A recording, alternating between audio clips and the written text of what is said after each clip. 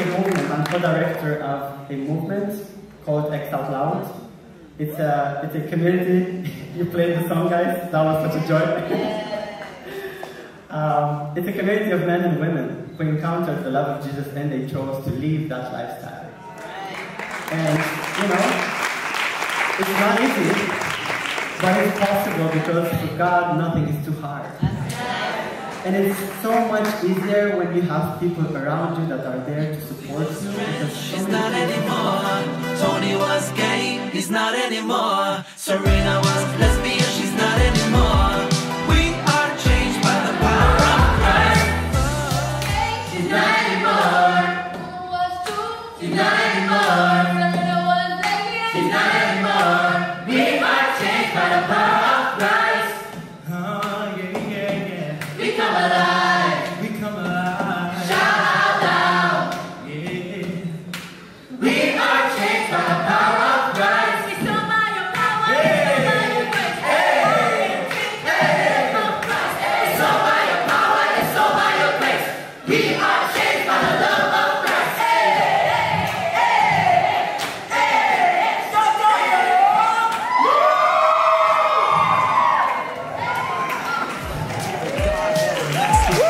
She saw therapy. They told her wait and see. She thought injecting chemicals was the remedy. There came testosterone, Russian euphoria, until one day it stopped working, back to dysphoria. In and out of hospital. I just wanted to say, after seeing the production, I thought it was amazing, I thought it was relevant, I thought it was what our youth needs today. Especially since the pandemic, so many of our youth are struggling with depression, suicidal thoughts, and all of these different things. And I think us having productions like this are definitely needed. I hope that we get to do more stuff like this, especially here in Barbados. And I really loved hearing Victor's testimony. I thought it was amazing. I thought his testimony is the power of God, is showing people the reality of God and His power and what He can do. And I really wish he gets to come to Barbados again, so you could testify to more of our young people and more people could get the message and realize the power of God here. I hear God saying that I must get out there and I must do whatever I can. In this final season of my life, I am here to tell the truth. I'm here to reach people. I'm here to love people, regardless of their color, class or creed. And I just want to get out there and do my part, whatever He says. Come on, let's hear it for Brother Victor. Come on. Come on, that took a lot of courage. Come all the way from his country to our country. And we trust that this would go all around the world. This is an amazing testimony.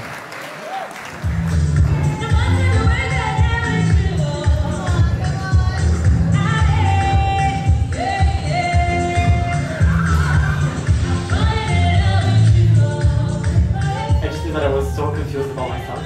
I didn't like my body. Even as a child, I was expecting that at some point I would become a woman in my childish mind, you know. I was looking at my mom and at my dad, and I didn't know who I was supposed to follow or look up to.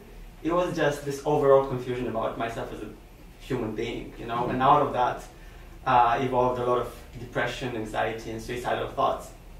And that's what led me into a very dark place, and that's what opened many other doors to sexual immorality and addiction and just toxic relationships. From that day on, I never struggled with my gender anymore. It was finished. And it was finished with depression, and it was finished with this deep feeling of loneliness. It was so interesting because I was thinking, how are all these things connected? You know, when you reject the core being of who you are, you can't live a normal life when you don't accept yourself as what God made you. That deep hatred towards self opens a lot of doors to all kinds of lies and confusion and, I would say, demonic powers to enter in. Same-sex relationships that are, you know, healthy and good and biblical and pure, they're good. It's fellowship. I mean, everybody wants to and likes to and wants to spend time with their same-sex friends, right?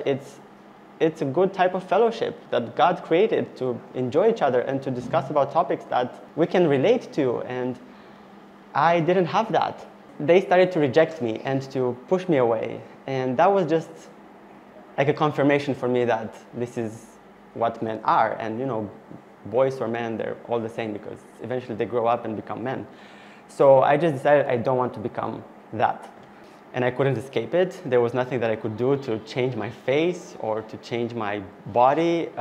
It felt like I was cursed to live in a box that I couldn't escape. And there was nothing I could do about that. There was no one that I could talk to about that.